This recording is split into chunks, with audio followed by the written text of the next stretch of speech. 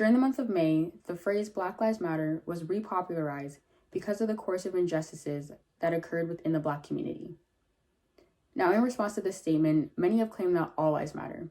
And yes, this is a very true claim. But saying all lives matter in response to someone saying Black Lives Matter does not allow for one to learn about the issues at hand. Instead, it eliminates opportunities to have meaningful, educational, and productive conversations. All lives should matter, and all lives do matter. But time and time again, it becomes even more apparent that some lives matter more than others in our society. Black lives matter because Canada has historically built systems to privilege whiteness and oppress Black individuals.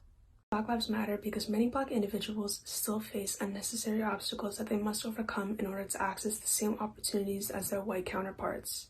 Black lives matter because Canada's racism has resulted in generational trauma for Black people. Black lives matter because Black people in Canada are disproportionately killed and harassed by police. Black lives matter because Black people deserve to experience the same privileges as everyone else. It is no secret that racism has been one of the most pressing issues of our world for countless years. Countries all over the globe have discriminated against others because of the shade of their skin. Canada is no exception. During Black History Month, we ask that you remember the mistakes we have made in the past and learn from them.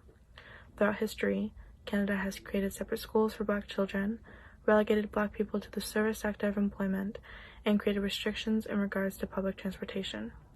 People would also try to use false science to prove that Black people were inferior, despite the known fact that all humans are 99.9% genetically identical to one another.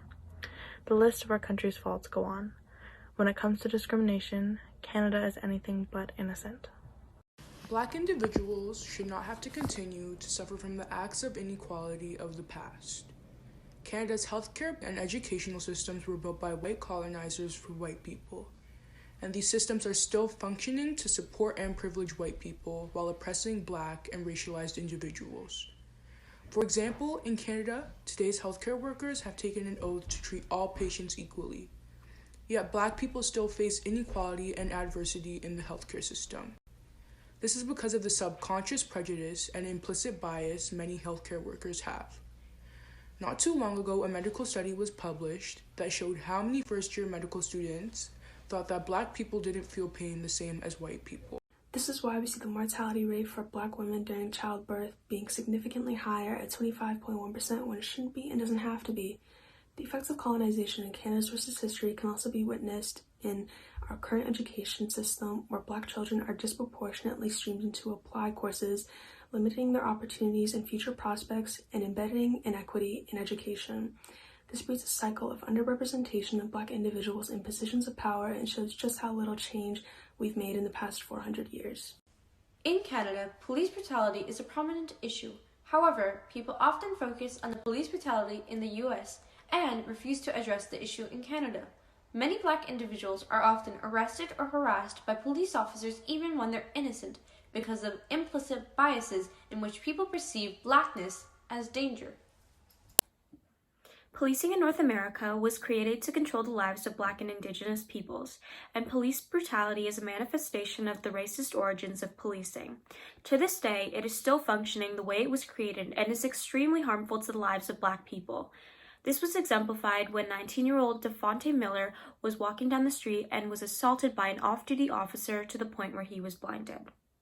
Black lives matter because we live in a society where certain privileges exist that are only further advancing the longer we choose to stay silent about it. These privileges have existed for thousands of years because of the negative connotations and racial biases surrounding Black people. The concept of code switching, for example, where a Black person might feel the need to change their voice or demeanor around a white person in order to fit in, which is something that people of other races might not feel the need to do. And this is just one example of the many privileges that there are. So many Black people are stripped of opportunities in school, the workplace, and in other political and social environments. We're living in a pivotal moment where we have the power to instigate change and to ultimately turn things around. We encourage you to engage in active discussions around Black Lives Matter, listen to and learn from Black individuals, and in the words of the incredible poet Maya Angelou, do the best you can until you know better. Then, when you know better, do better.